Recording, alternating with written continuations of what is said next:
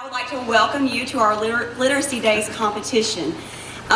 Students, you should be very proud of yourself. It's not an easy thing to come up here and stand and recite or participate in a drama in front of people that you're not used to seeing. So you should definitely pat yourself on the back, and you are all winners just for being here today. Thank you. Y'all actually did it. I appreciate that. I would also like to take this time to say on behalf of Superintendent Fury and Deputy Superintendent Lockhart that we appreciate all the parents and teachers and administrators who helped prepare the students for the competition today. So at this time, we're going to go ahead and get started, and we will start with our 6th grade students with poetry recitation. I'm Olivia Brown, representing Clemens Middle School, and the name of my poem is Everything I See is Poetry to Me. Everything I see is poetry to me, from the last standing tree in a lonely forest to the great ocean sea bathing in the sunset. Everything I see is poetry to me. Everything I see, from the buzzing honeybee in a red field of roses to the whimsical jumping flea that makes a dog scratch vigorously, then chases tail playfully, is poetry to me. From the sun shining brightly to the birds flying freely and singing in harmony, everything around me and everything I see is poetry to me.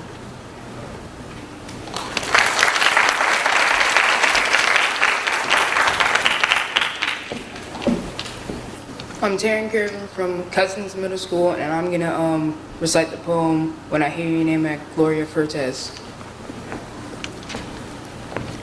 When I hear your name, I feel a little robbed of it. It seems unbelievable that half a dozen letters can say so much. My compulsion is to blast on every wall with your name. I painted on all the houses. There wouldn't be a well I hadn't leaned into to shout your name there, nor a stone mountain where I hadn't uttered those 7 separate letters that are echoed back. My compulsion is to teach the birds to sing it, to teach the fish to drink it, to teach men that there is nothing like the madness of repeating your name. My compulsion is to forget altogether the other 22 letters, all the numbers, the books I've read, the poems I've written, to say hello with your name, to beg bread with your name.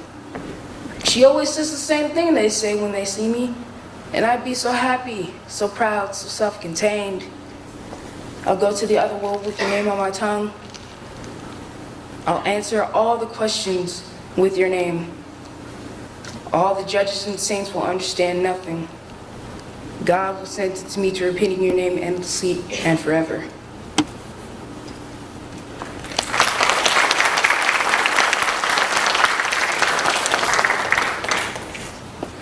My name's Miranda Baker, and I will be reciting If by Rudyard Kipling. Okay. If you can keep your head when all about you are losing theirs and blaming it on you. If you can trust yourself when all men doubt you, but make allowance for their doubting too. If you can wait and not be tired by waiting, or being lied about, don't deal in lies, or being hated, don't give way to hating, and yet don't look too good, nor talk too wise. If you can dream and not make dreams your master, if you can think and not make thoughts your aim, if you can meet with triumph and disaster, and treat those two impostors just the same, if you can bear to hear the truth you've spoken, twisted by knaves to set a trap for fools, or watch the things you gave your life to, broken, and stoop and build them up with worn-out tools.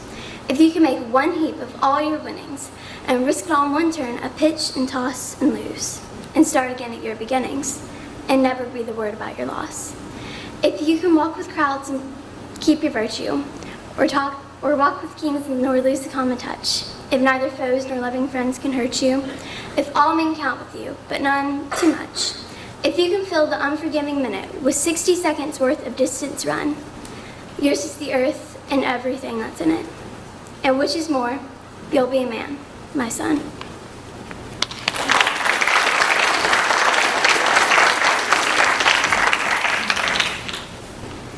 Hello, my name is Ansley Anglin, and I will be reciting the poem Life is a Privilege by Ella Willow Wilcox.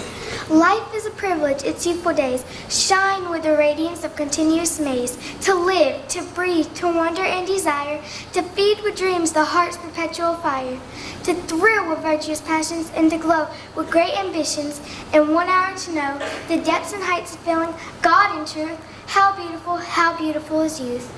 Life is a privilege like somewhere a rose, the mysteries of the human mind enclose, what marvels lie in the earth and air and sea, what stores of knowledge wait our opening key, and what steady roads of happiness lead out to, beyond the realms of indolence and doubt, and what large pleasures smile upon and bless the busy avenues of usefulness.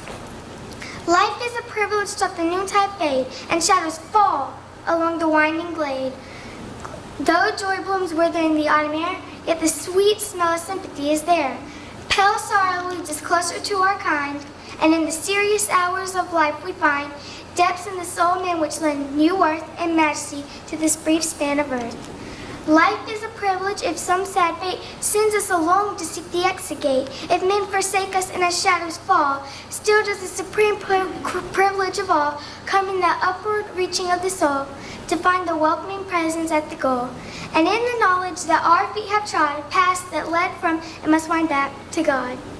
Thank you.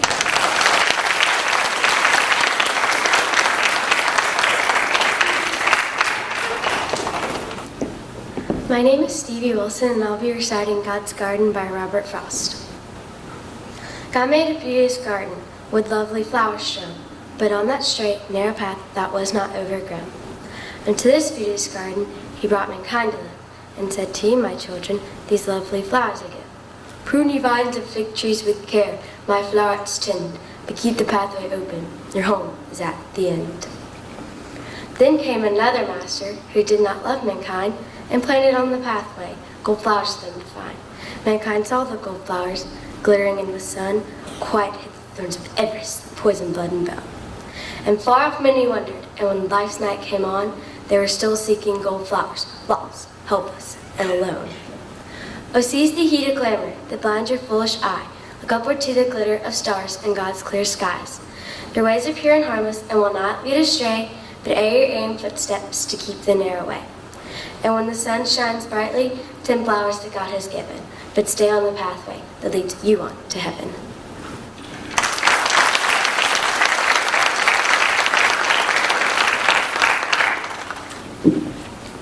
My name is Sanaya Howard, and I will be reciting Rain and Wind by Trevor West. Rain on this page. Wind blows away my paper. Oh crap, I need that.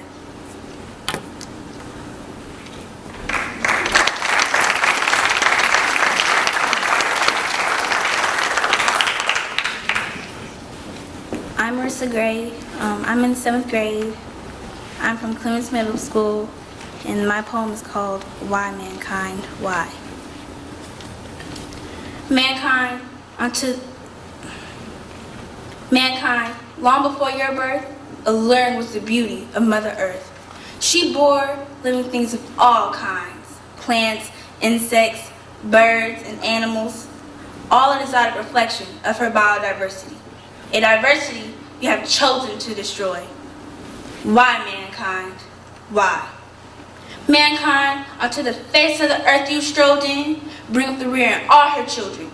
You were meant to be the pride of all creation, but you chose to be the bane of life by bringing destruction. Why, mankind? Why? Mankind, to all life, Mother Earth has been so kind, like the mother hen who nurtures her baby chicks with affection, as she toiled to provide food, season after season, with dedication. Even to you, mankind, she gave the best in proportion, only sentenced by your actions and damnation. Why, mankind? Why? Mankind, you were created to walk, but you chose to walk and fly. If only you flew like a little bird, it would be perfect. But no, you fly in all sorts, executing all sorts. Now Mother Earth is filled with all sorts, because you chose to ride in all sorts. Why, mankind? Why? Mankind, you have an insatiable desire to acquire. You plunder the earth with impunity, oil, coal, and iron. You chase in disunity, fighting your own kind for control and quantity, just to live a life of environmental insanity. Why, mankind? Why? Mankind, perhaps you've forgotten so soon.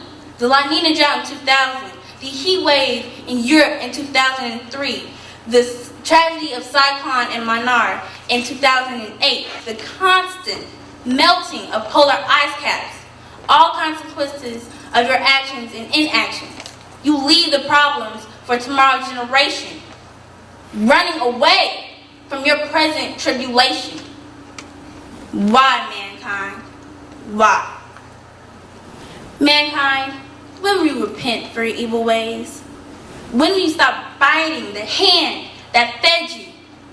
When will you love Mother Earth like she loves you and stop writing a dirge with your actions? Mother Earth looks upon you with her painful eyes, sobbing and asking, why, mankind? Why? Thank you.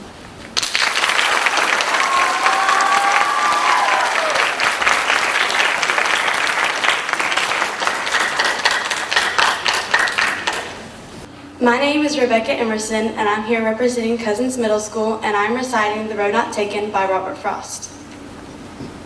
Two roads diverged in a yellow wood, and be one traveler, long I stood, and looked down one as far as I could, to where it bent beneath the undergrowth, and took the other as just as fair, and perhaps having the better claim, because it was grassy and wanted wear. Though as for the passing there, had worn them really about the same. And both that morning equally lay, no step had leaves trodden black. Oh, I kept the other for another day, yet knowing how way leads on to way, I doubted I should ever come back. I shall be telling the story with a sigh, somewhere ages and ages hence. Two roads diverged in a wood, and I took the one less traveled by, and that has made all the difference. Thank you.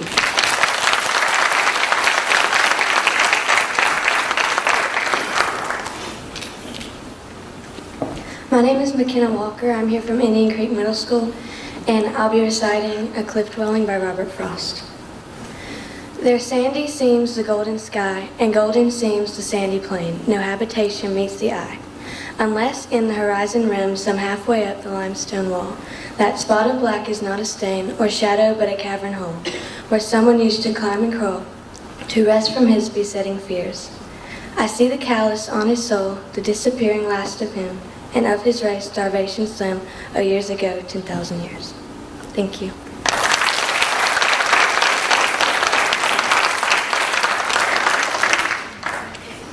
Hello and good morning. My name is Naya Squires, and I will be reciting the poem The Bow-Legged Boy by Eugene Field.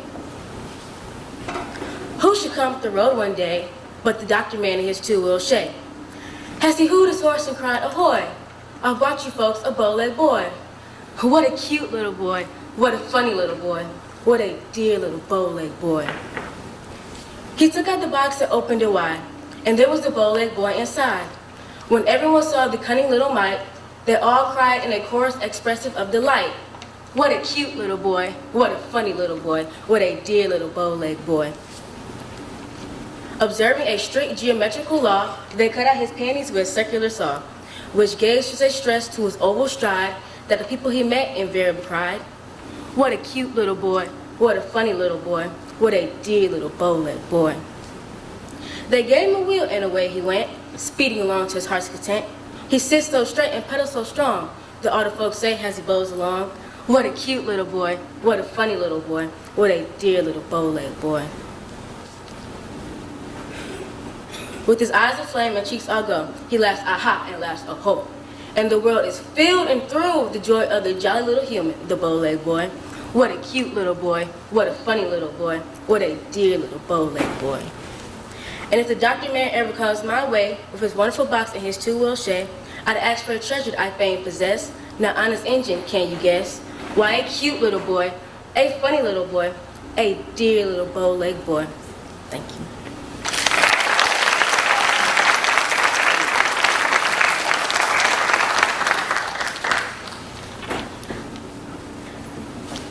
My name is Alicia Velez Miranda, and I'm from the theme school, and I will be doing The Unicorn by Shel Silverstein. A long time ago, when the earth was green, and there were more kinds of animals than you've ever seen, and they run around free while the earth is being born, but the loveliest of all was the unicorn. There was green alligators and long-necked geese. There was humpy bumpy camels and chimpanzees. There were cats, rats, and elephants, but as sure as you're born, the loveliest of all was the unicorn. But the Lord saw some sinning, and it caused him pain. He says, "Stand back, I'm going to make it rain." He says, "Hey, Brother Noah, I'll tell you what you do. Go and build me a floating zoo. You'll take 2 alligators and a couple of geese, 2 humpy bumpy camels, and 2 chimpanzees. Take 2 cats, rats, and elephants, but as sure as you're born, Noah, don't you forget my unicorn." Now Noah was there. He answered the calling. He finished up the ark just as the rain was falling. He marched in the animals 2 by 2, and he called them out as they went through. "Hey, Lord, I got you 2 alligators and your couple of geese, your humpy bumpy camels, and your chimpanzees. Got your cats, rats, and elephants. But Lord, I'm so forlorn, because I just don't see no unicorn." Now Noah looked out through the driving rain. The unicorn were hiding, playing silly games. They were kicking and splashing through the misty morn. Oh, them silly unicorn. Then the goats started goating, the snakes started snaking, the elephants started elevating, and the boats started shaking. The mouse started squeaking, and the lion started roaring, and everyone's aboard but the unicorn. I mean the green alligators, and the long-necked geese, the humpy bumpy camels, and the chimpanzees. Noah cried, "Close the door, because the rain's a-pouring, and we just can't wait for the unicorn." The boat lifted up and sort of drifted with the tide. The unicorn looked up from the rock and cried. Then the water came up and sort of floated them away. That's why you never see a unicorn to this day. You see green alligators and a whole mess of geese. You see humpy bumpy camels and chimpanzees. You see cats, rats, and elephants, but as sure as you're born, you're never going to see no unicorn.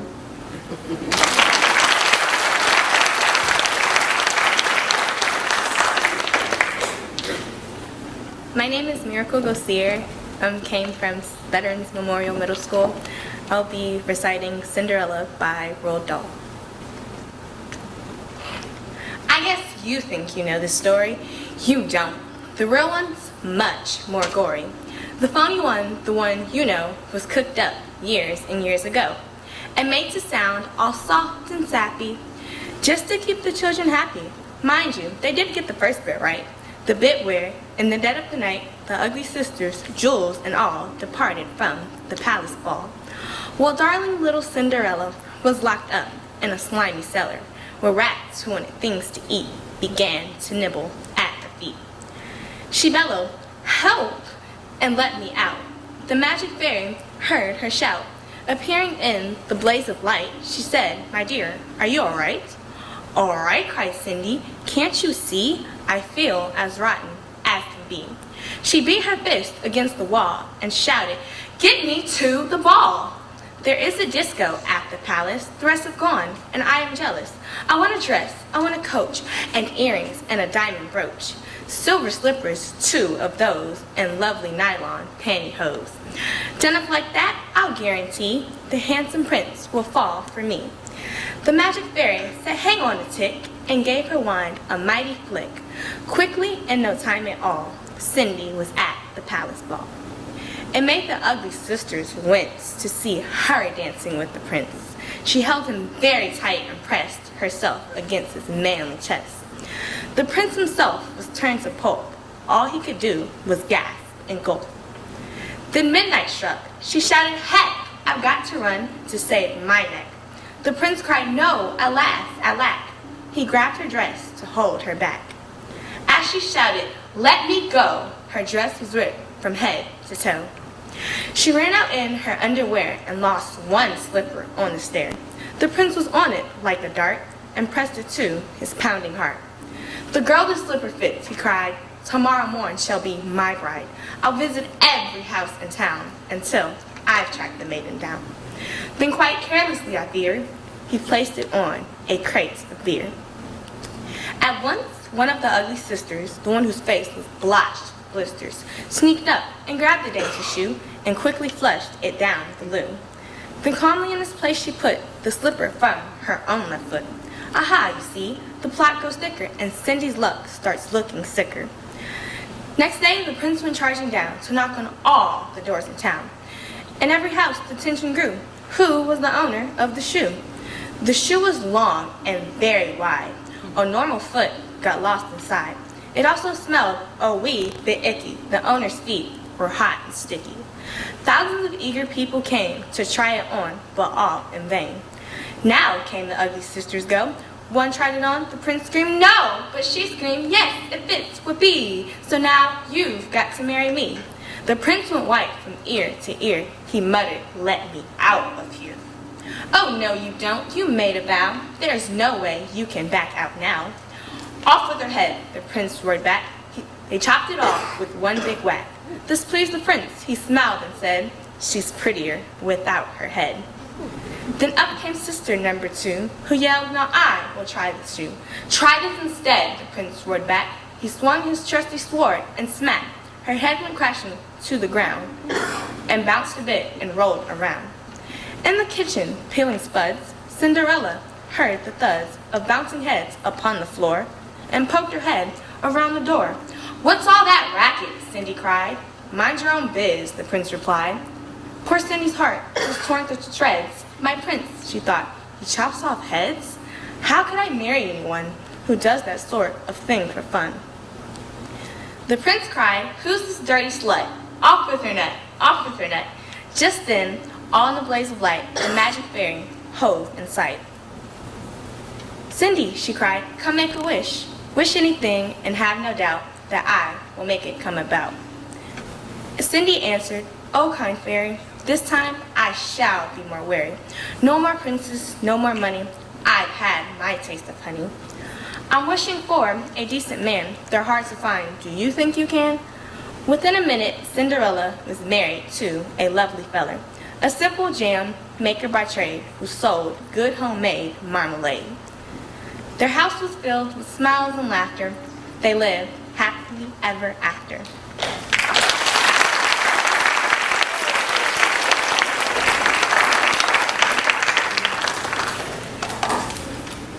My name is Savannah Gonzalez, and I'm representing Clemens Middle School, and this is the Depression poem. Each day I live, the pain consumes what little sanity I have bloomed, like walking in a cloud of fog, falling down, sinking into smog. Life just seems grim, I think on a whim, interest lost in everything I do, but what a life, who really knew? Depressed to a fault that all I see, death just seems like the only way for me. A waste of time, I feel I am, but that's its nature, a full mind jam. I try and try to ease the pain, a fallen effort with no gain. Thoughts begin to eat away, makes me want to end it today. Uncomfortable around others the way I feel, I pray and wish this all wasn't real.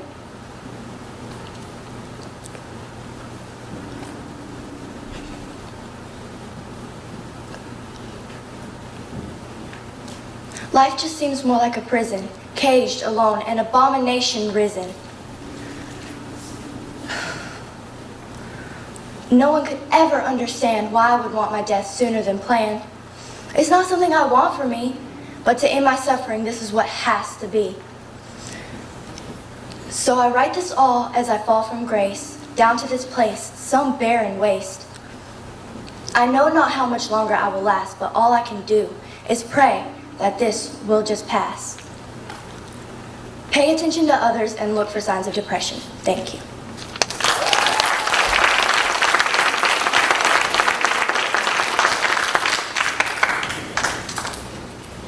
Hi, I'm Trey Pitts. I'm here representing Cousins Middle School, and I will be reciting the poem "O Captain, My Captain" by Walt Whitman. O Captain, my Captain, our fearful trip is done. The ship has weathered every rack, and the prize we sought is won. The port is near, the bells I hear, the people all exulting. while follow eyes the steady keel, the vessel grim and daring. But oh heart, heart, heart, oh the bleeding drops of red, where on the deck my captain lies, fallen, cold, and dead. Oh captain, my captain, rise up and hear the bells. Rise up, for you the flag is flung, for you the bugle trills, for you bouquets and ribbon wreaths, for you the shores are crowding, for you they call the swaying mass, their eager faces turning. Here, captain, dear father, this arm beneath your head, it is some dream that on the deck you've fallen, cold, and dead. My captain does not answer. His lips are pale and still. My father does not feel my arm. He has no pulse, nor will. The ship is anchored safe and sound, its voyage closed and done. From fearful trip, the victor ship comes in with object won. Exulto shores and ringo bells, but I, with mournful tread, walk the deck my captain lies, fallen, cold, and dead. Thank you.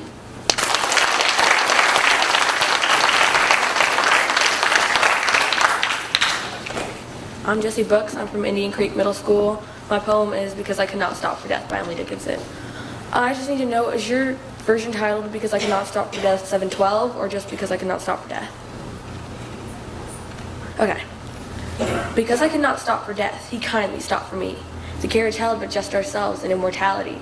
We slowly drove, he knew no haste, and I had put away my labor and my leisure too for his civility. We passed the school where children strove at recess in the rain. We passed the fields of grazing grain. We passed the setting sun. Or rather, he passed us. The dews grew quivering and chill, for only gossamer in my gown, my tippet only tool. We paused before a house that seemed a swelling of the ground, the roof scarcely visible, the cornice but a mound. Since then, 'tis centuries, and yet each feels shorter than the day I first surmised the horses' heads were toward eternity. Thank you.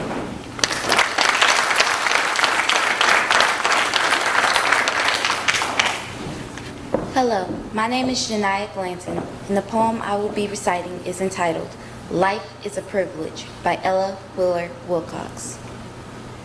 Life is a privilege, its youthful days shine with the radiance of continuous maze. To live, to breathe, to wonder and desire. To feed with dreams the heart's perpetual fire. To thrill with virtuous passions and to glow with great ambitions and one hour to know the depths and heights of feelings God and truth. How beautiful is youth. Life is a privilege like some rare rose, the mysteries of the human mind unclosed. What marvels lie in the earth, air, and sea? What stores of knowledge wait our opening key? What sunny roads of happiness lead out beyond the realm of idleness and doubt? And what large pleasures smile upon and bless the busy avenues of usefulness? Life is a privilege though the noontide fades, and shadows fall along the winding glades. Though joy blooms wither in the autumn air, the sweet sense of symphony is there. Pale sorrows lead us closer to our kind, and in the serious hours of life we find depths in the souls of men which lend new worth and majesty to this brief span of earth. Life is a privilege if some sad fate sends us alone to seek the exit gate, and men forsake us and shadows fall, still does the supreme privilege of all come in that upward reaching of the soul to find the welcoming presence at the goal, and in the knowledge that our feet have trod paths that led from and must wind back to God. Thank you.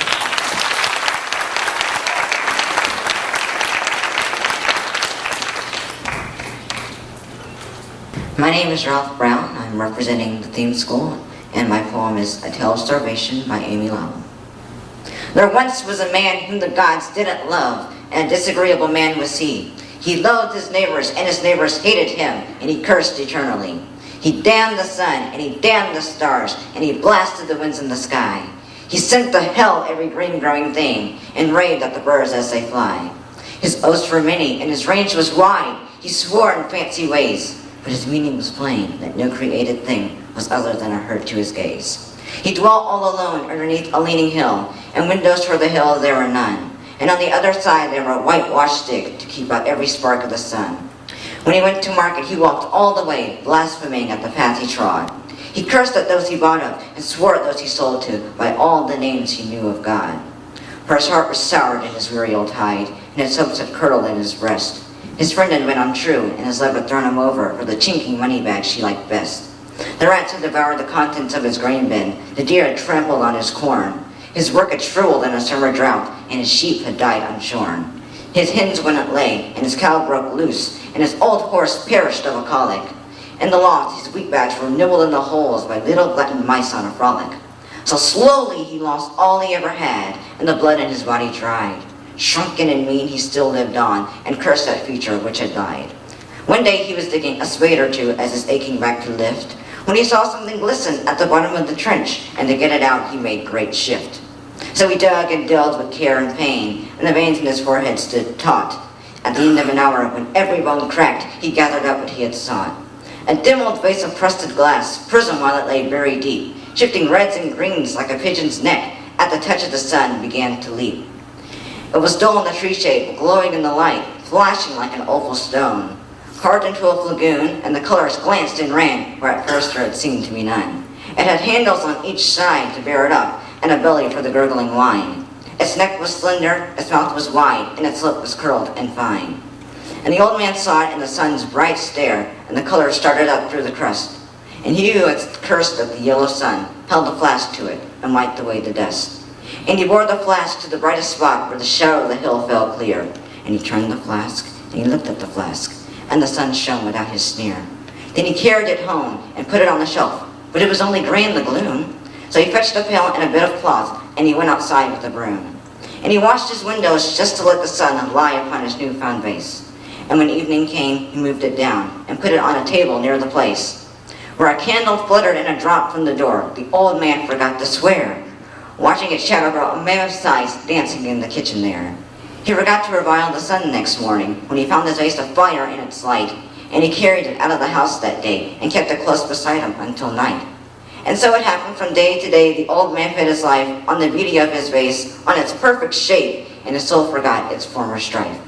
And the village folk came and begged to see the lagoon which was dug from the ground. And the old man never thought of an oath in his joy at showing what he had found. One day, the master of the village school passed him as he stooped at toil, hoeing for a bean row, and at his side was the vase on the turned-up soil. "My friend," said the schoolmaster, pompous and kind, "that's a valuable thing you have there. But it might get broken out of doors. It should meet with the utmost care. What are you doing with it out here?" "Why, sir," said the poor old man, "I like to have it about, do you see, to be with it all I can." "You will smash it," said the schoolmaster, sternly right. "Mark my words and see." And he walked away while the old man looked at his treasure despondingly. Then he smiled to himself, for it was his. He had toiled for it, and now he cared. Yes, loved its shape and its subtle swift hues, which his own hard work had bared. He would carry it round with him everywhere, as it gave him joy to do. A fragile vase should not stand in a bean row. Who would dare to say so? Who? For his heart was rested, and his fears gave way, and he bent to his hoe again. A clod rolled down, and his foot slipped back, and he lurched with a cry of pain. For the blade of the hoe crashed in the glass, and the vase fell to iridescent sherds. The old man's body heaved slow, dry sobs. He did not curse. He had no words. He gathered the fragments one by one, and his fingers were cut and torn. Then he made a hole in the very place whence the beautiful vase was born. Then he covered up the hole and patted it down. Then he hobbled to his house and shut the door. He tore up his coat and nailed it at the windows that no beam of light should cross the floor. Then he sat down in front of the empty hearth and neither ate nor drank. In 3 days they found him, dead and cold. And they said, "What a queer old crank."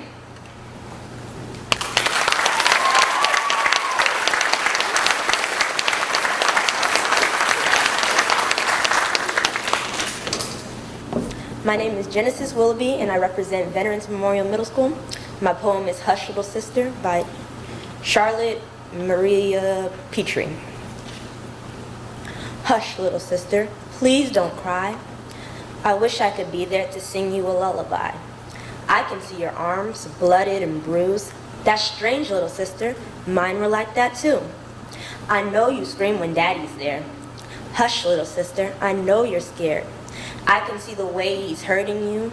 I'm sorry, little sister, he did that to me too. I know that people ignore what is going on at home, but that makes me angry, little sister. You shouldn't have to be alone. Hey, little sister, you want to know why I'm not there? It's a sad story, little sister, but people should care. You see, one day Daddy got high, and you were asleep in your crib, so you didn't hear my cry. He screamed at me, smashed my head against the door. While you slept, little sister, I died on the floor. I don't think I would have died if someone had only bothered to listen to my cries. But quick, little sister, Daddy's coming home. Hurry, get into bed. You don't want him to find you alone. I'm sorry, little sister, he's in a bad mood. Run while you can. Uh-oh, little sister, he's lifting his belt. Scream while you can, little sister. Call for help. Hush, little sister. Please don't cry. No one can hurt you. You're in my arms tonight. Thank you.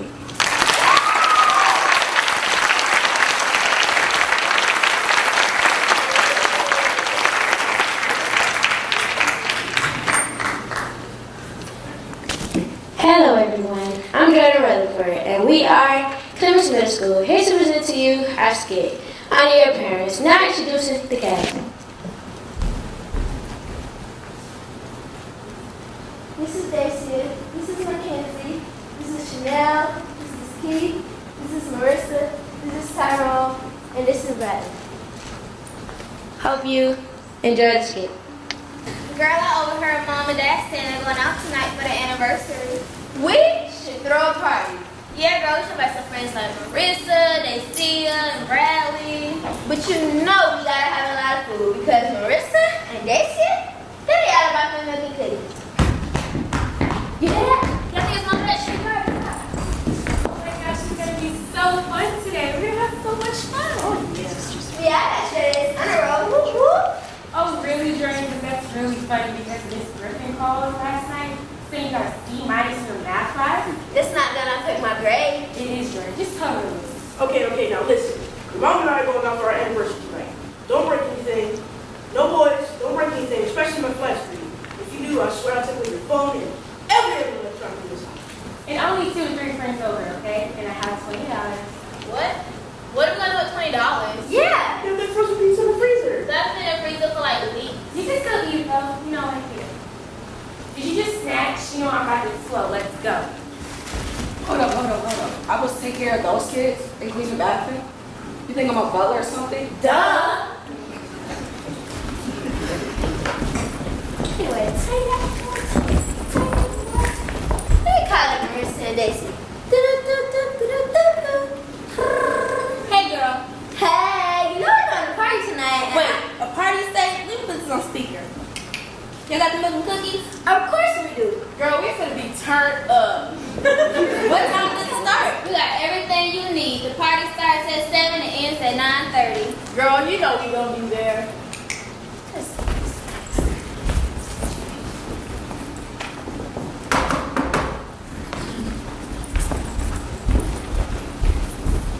Hey, what's up?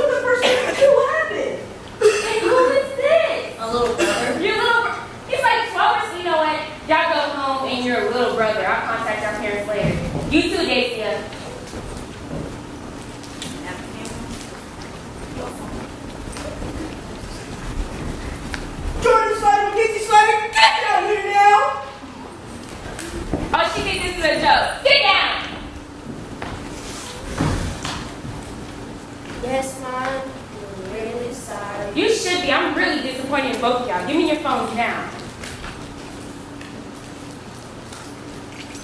Now, what did y'all learn? To never do something like this again.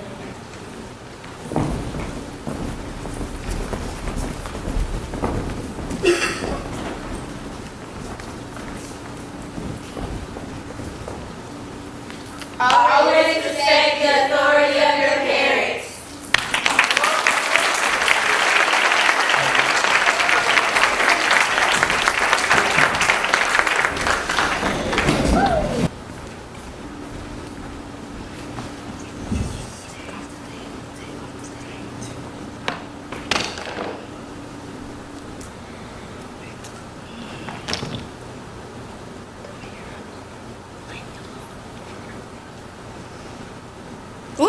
One girl. What up? What is, check out girlfriend. Oh girl, I don't believe it. Just look at the poor thing trying to paint some life onto that face of hers. You think by now she realized it's the hair. It's all about the hair. What hair? She ain't got no hair. She done fried, dyed, dechemicalized her hair to death. And all left that butt naked scalp of her sitting up there apologizing for being odd shaped and ugly. Girl, stop. I ain't saying nothing but the truth. I tell you, girl, I just don't understand. I mean, look at her. She got a right nice face, a good head on her shoulders, and she gets good grades, and she about to go fall in love with that fool. That faithful status change the fool. Every time he changes his status, she'd go change her hair to fit the occasion. At least you're breaking up with him. Honey, no. Yes, child. Oh, girl, dish me the dirt. See, well, I heard her on the phone talking to her BFF, telling her that she's supposed to be meeting him at school to give him the ass. Well, it's about time. I tell you, girlfriend, you don't have to worry about a thing, because I'll tell you all about it. Hey, you don't have to tell me a thing, because I'm be the front row and center. You? Yes, ma'am. She's wearing me to lunch. I don't think so. What do you mean you don't think so? Exactly what I said. I don't think so. Janine, get real. How in the world she's going to wear both of us? She ain't wearing both of us. She wearing me. Says who? Says me, says her. Ain't that right, girlfriend? I said, ain't that right? Hello? Hello? Did you hear the phone ring? No. Then put the phone down, talk to me. I don't understand. It ain't deep, so don't panic. And you meeting your boyfriend at the school, right? How'd you know that? I told her. Help! Sit down. I said sit down. Now set her straight and tell her you're wearing me. She's the one that needs to be set straight, so go on and tell her you're wearing me. Well? I actually hadn't my mind up yet. What do you mean hadn't made up your mind yet? After all that fool has put you through, you're gonna need all attitude you can get. And there's nothing like attitude, and a healthy head of kings to show attitude. No, that's right. When you wearing me, you let him know he ain't gonna get no sweet talk coming through your love without some serious resistance. No, the kink of my head is like the kink of your heart, and neither is about to be hot pressed to surrender. That girl is so tired, Janine. You need to get over it and get with it. And you need to give that fool a goodbye. He'll never forget. I said give him praise. I said give him emotion. I said give him praise.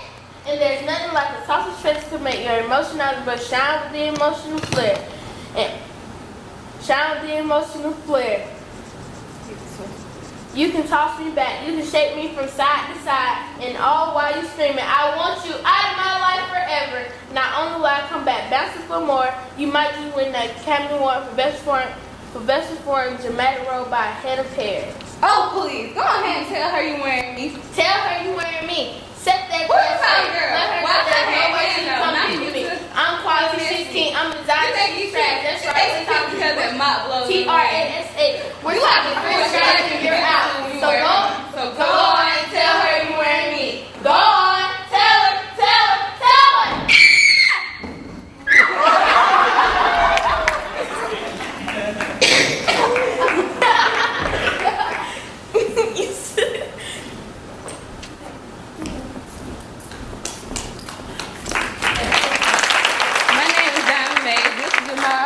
That's United Jackson, and we're representing Cousins Middle School.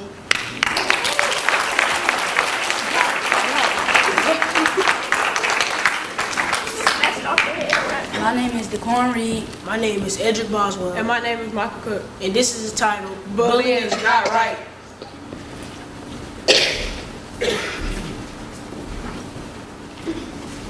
Hey bro, who that walking in the rain? I don't know. Look new to me. right. Well, that's your name? Yeah, let's wait from in front of the school. All right.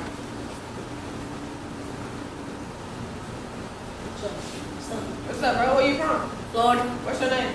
Katie. Well, let's get out of this rain. All right. Yeah, I can't show you. All right.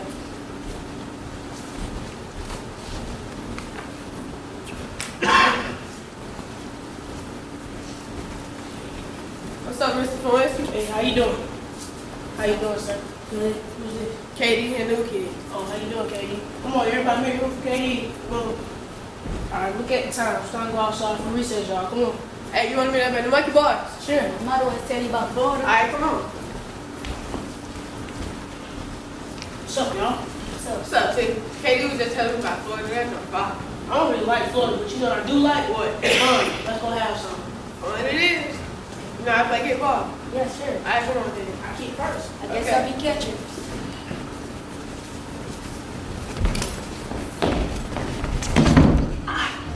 Bro, why you hitting so hard? I didn't mean to. What you laughing so hard for then? Because you feel so awkward. Bro, that ain't cool. We don't do that.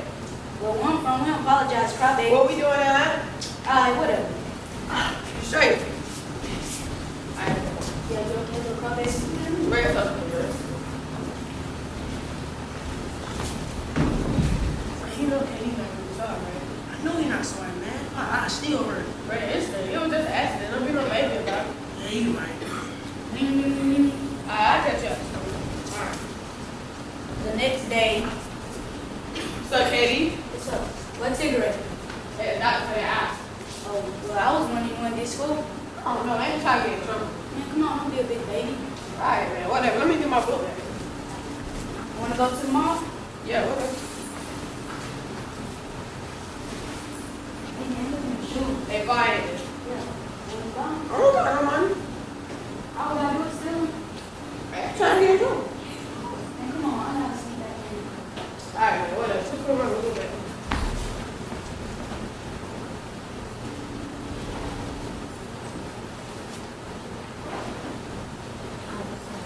Hurry up, hurry up. Hey, where you boys going? Nowhere.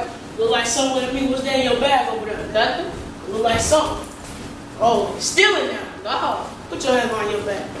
You too slimmy. Back. And what I want to know is, what happened in there? Katie. Don't put on me. I was walking down the street and I seen him and I stole his shoes. Bro, you lying. Well, I got a question. Why y'all ditching school anyway? Katie. Don't put on me, man. Well, I don't really care what happened. But I'm gonna give y'all opportunity to go put them shoes back in that store. Hurry up.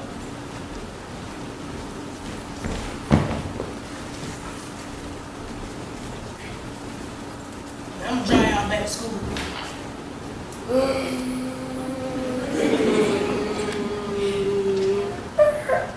Alright, now y'all go to class and stay out of trouble. Yes, sir. Thank you.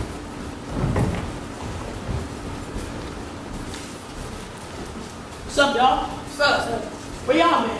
I don't really want to talk about it. It's a long story. Well, you ain't gotta tell me. I heard y'all got arrested and y'all got caught stealing. Oh, Katie. Man, don't blame it on me. Well, I would blame you because you ain't nothing but a bully. So, I don't really want to talk to you no more. Yeah, bro, you a scrub. Alright, so we ain't friends? Nah, bro, I'm gonna catch you later.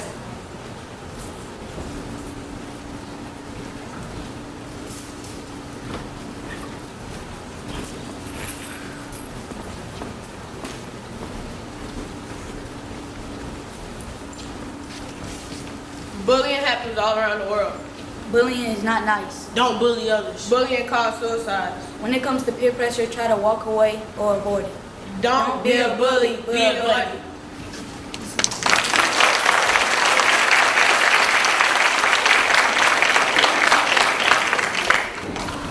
Hello, the name of our play is The Sneetches.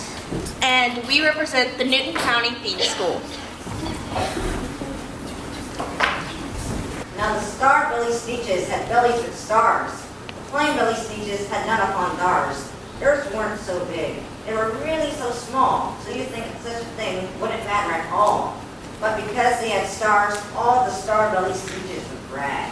We're the best kind of sneaks on the beaches. But their snoots in the air, they'd sniff, and explore. Will have nothing to do with the plain belly sword. When they were out walking, and when they met some, they'd hike right on past them without even talking. And when the star-bellied children came out to play ball, could a plain belly get in the game? No, not at all. You could only play if your bellies had stars, and the plain-bellied children had none upon stars. When the star-bellied sneeches had frankfurter roast, or picnics, or parties, or marshmallow toast, they never invited the star-bellied sneeches, the plain-bellied sneeches. They left them out cold in the dark of the beaches. They kept them away, never let them come near, and that's how they treated them year after year. Then one day, it seems, while the plain-bellied sneeches were moping and doping alone in the beaches, just sitting there wishing their bellies had stars, a stranger zipped up in the strangest of cars.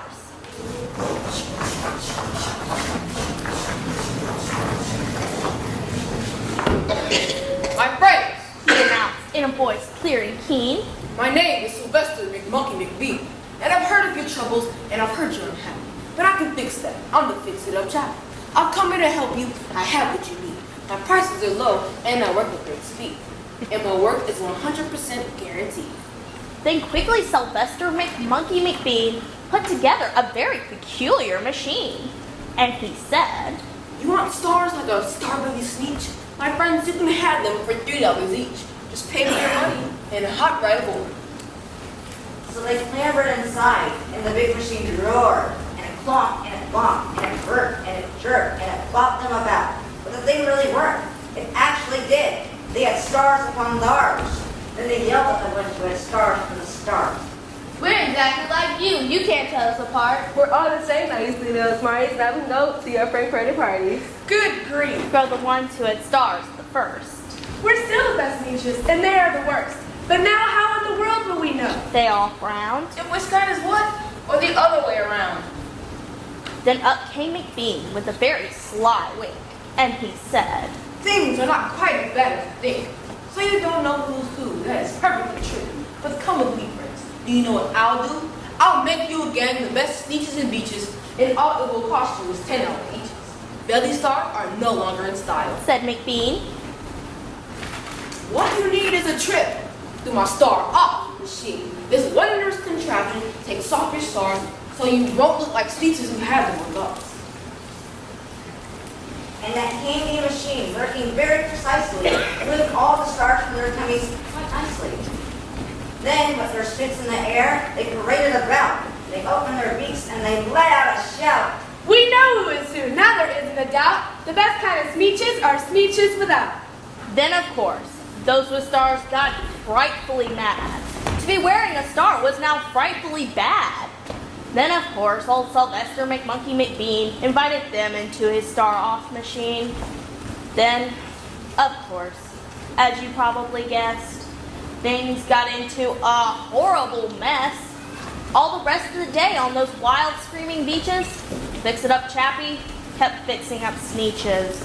Off again, on again, in again, out again. Through the machine, they raced round and about, changing their stars every minute or two. They kept paying money. They kept running through, till neither of the plain star bellies knew whether this one was that one, or that one was this one, or which one was what one, or what one was who.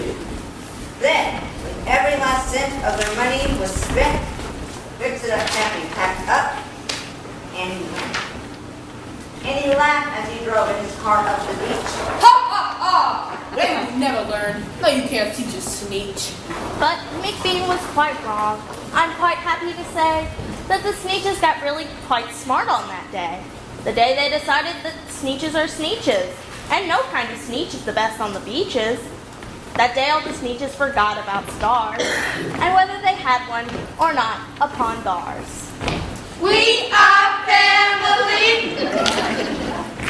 I got all my sisters and me and a brother. We are family. Get up, everybody, and sing.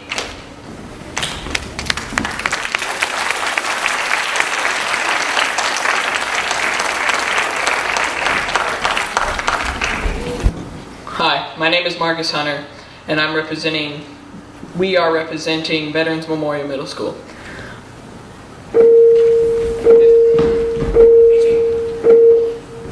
This is Hunter Dickerson. This is Julio Torres. This is Garrett Pitts. This is Seth Carpenter. And this is AJ Bureau.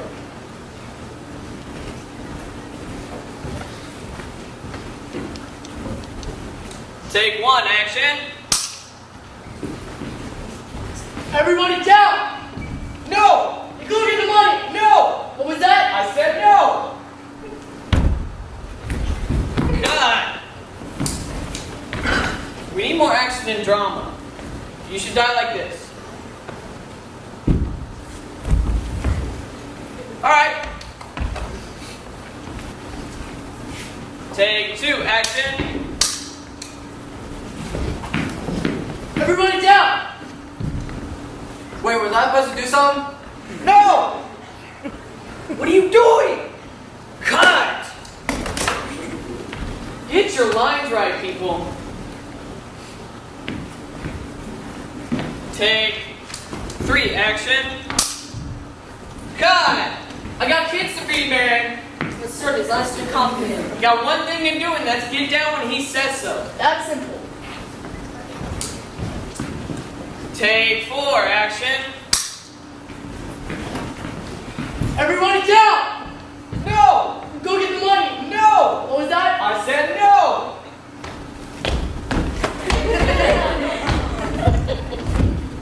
Cut.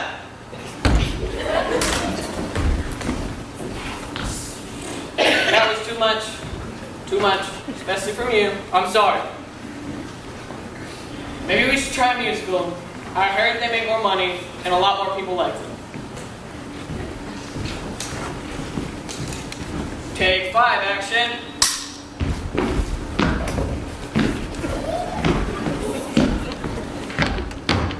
Everybody get down! No!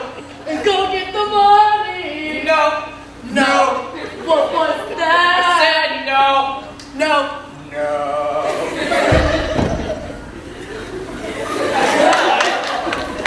That was horrible! Especially from the quartet.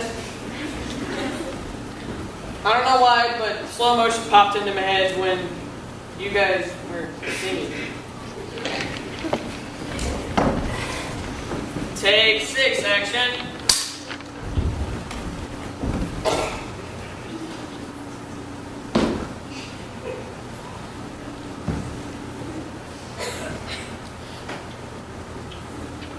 Everybody down! No! Then go get the money! No! What was that? I said no!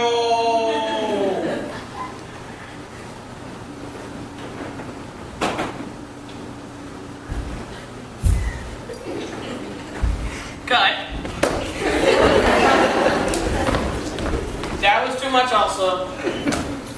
Best from you again. We should try Arnold Schwarzenegger. It popped into my head when you were falling like very extremely slowly. Places. Take seven. Action.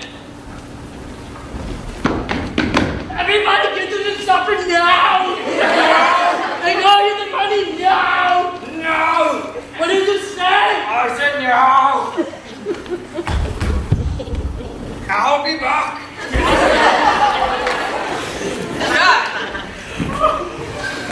I'm done!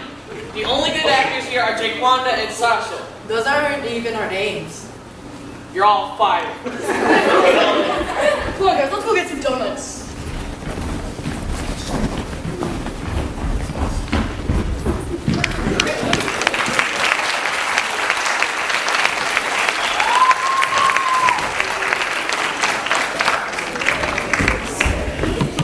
So the first awards that we're going to give out are for the 6th grade Ready Writing Contest. And our first participant is Charles Riley.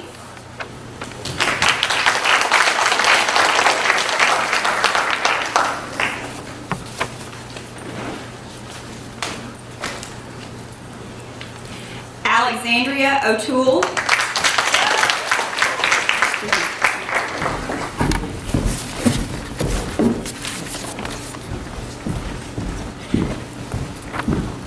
Ian Kennedy.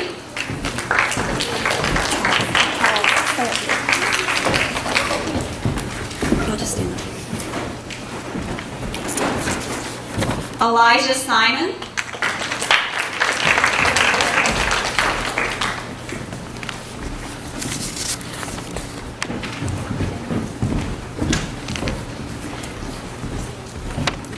Mitchell Witcher.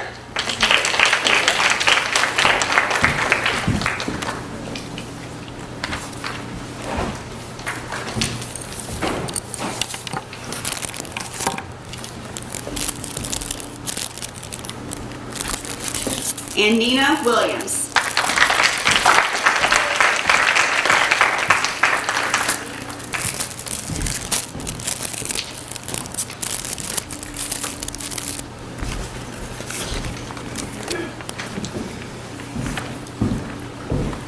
And our runner-up is Elijah Simon from Liberty Middle School.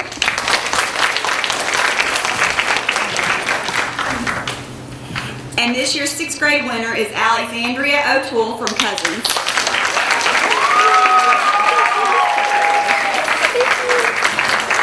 Thank you. Let's give them one more round of applause.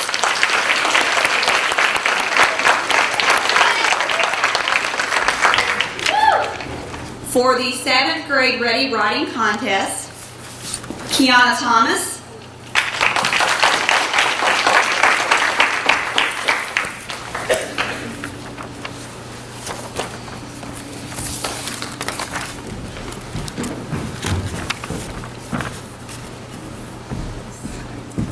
Reuven Danilchuk.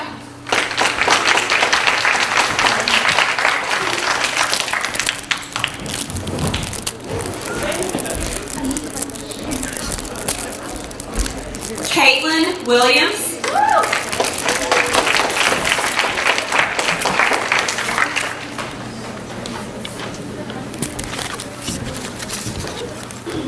Gabby Takati.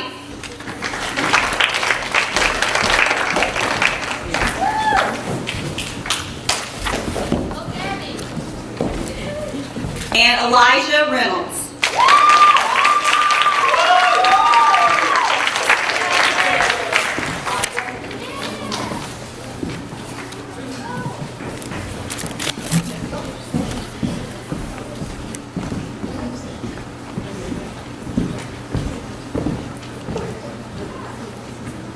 This year's runner-up is Caitlin Williams from Indian Creek Middle School. And this year's 7th grade winner is Gabby Turcotti from Cousins Middle School. One more round of applause for our 7th graders.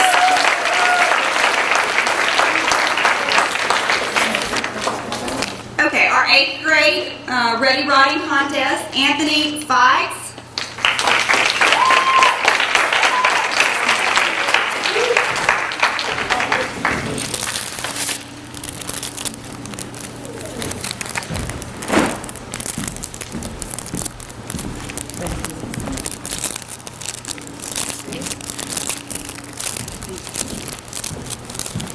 It's Anthony Fittis. I'm sorry, I pronounced it wrong. I wanted to correct that. Cameron Campbell.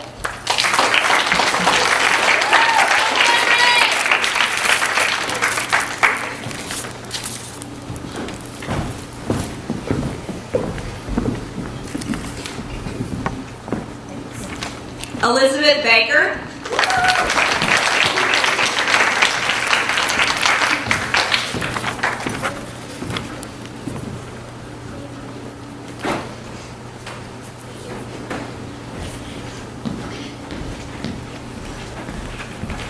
Melina McCullough.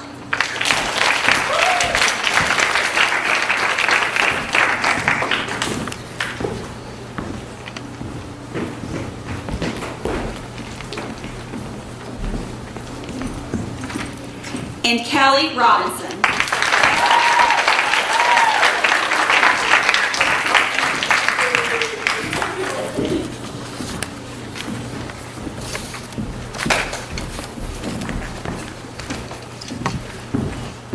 This year's runner-up is Elizabeth Baker from Indian Creek Middle School.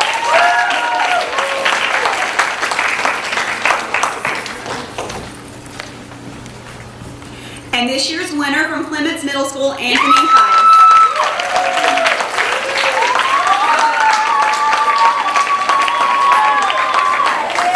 One more round of applause for our 8th graders.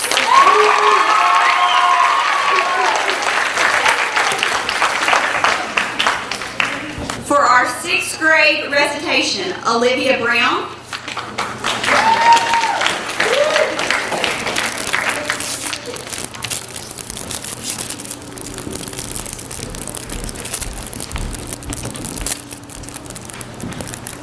Taryn Curtin.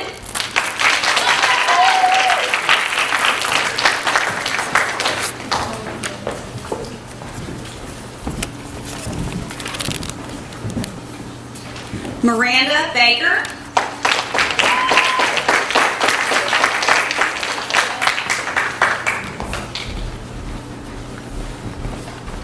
Ansley Anglin.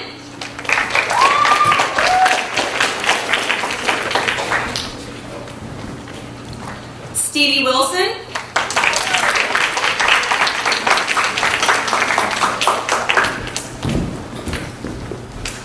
And Sanaya Howard.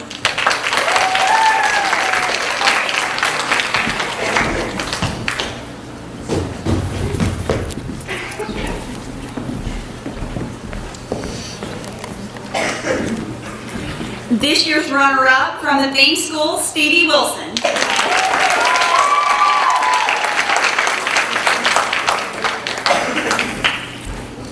And this year's winner from Liberty Middle School, Ansley Anglin. One more round of applause for our 6th graders.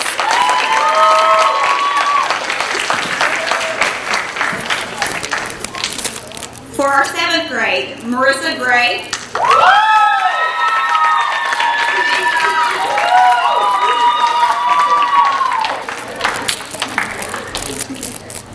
Rebecca Emerson.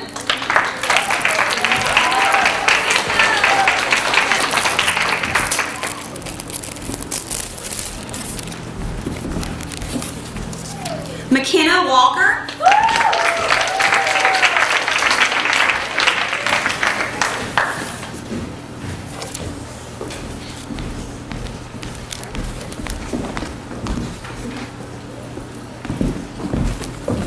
Nia Squires.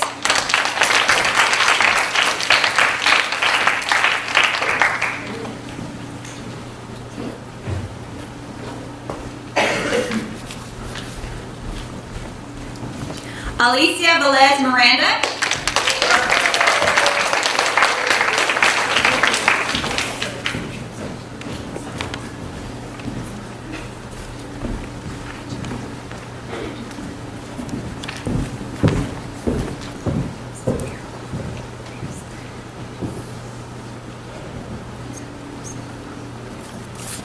Miracel Dossier.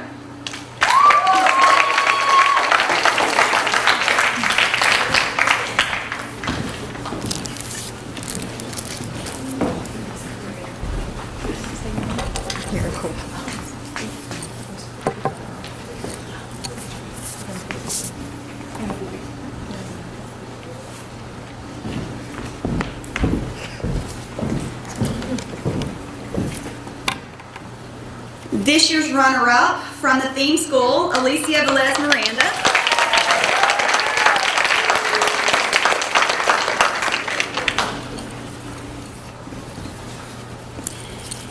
And this year's winner from Clements Middle School, Marissa Gray.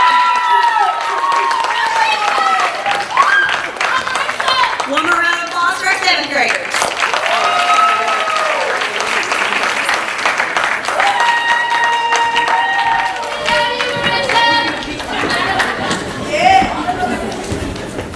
And for our 8th grade, Savannah Gonzalez.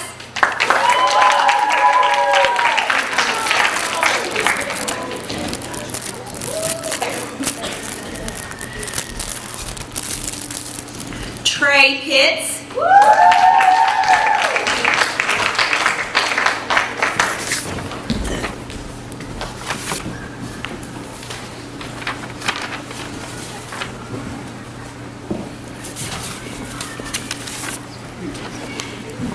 Jesse Books.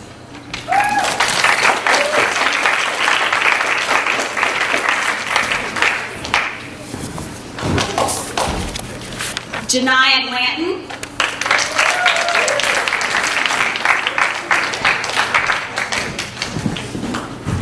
Ralph Brown.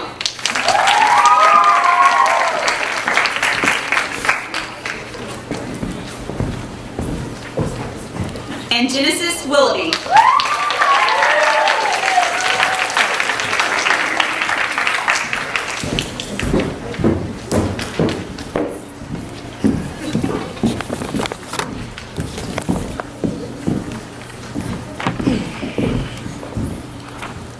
This year's runner-up from the theme school, Ralph Brown.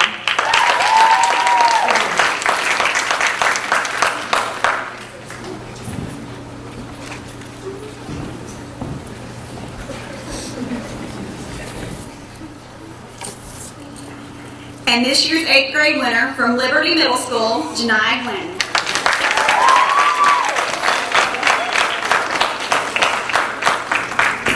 Another round of applause for our 8th graders.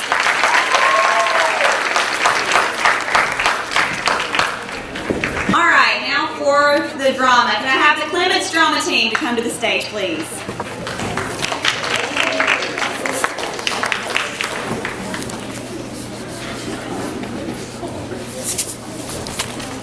This is Marissa Gray, Dacia Petrie, Mackenzie Harris, Chanel Roots, Keith Ash, Tyrone Sudler, Jordan Relaford, Bradley Hill. Let's give them a round of applause, please.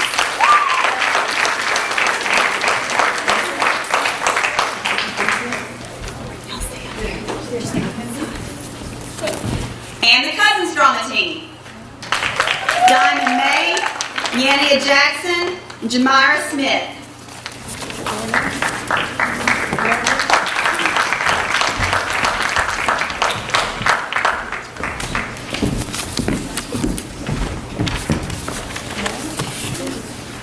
The Newton County Theme School Drama Team, Savannah Miller, Ralph Brown, Isabel Rogers, Jalen Simmons, Chris Prince, Emily Rose Hamby, Ivana Bug, Sherry Olapido, Danielle Lockhart, Sean Odom.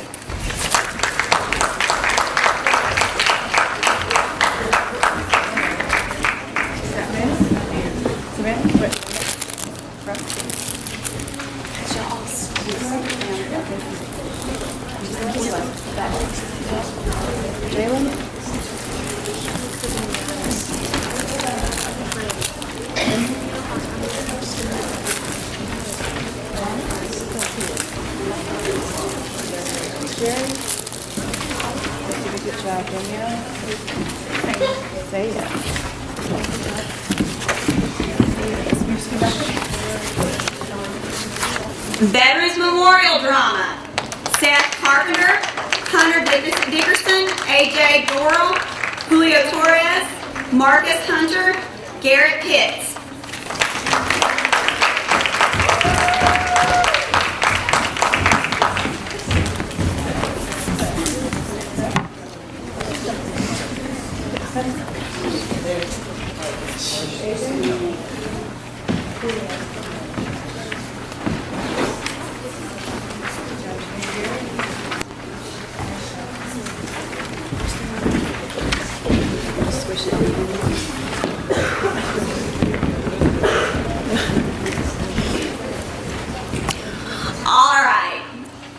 This year's runner-up with the Bad Actor, Veterans Memorial Middle School.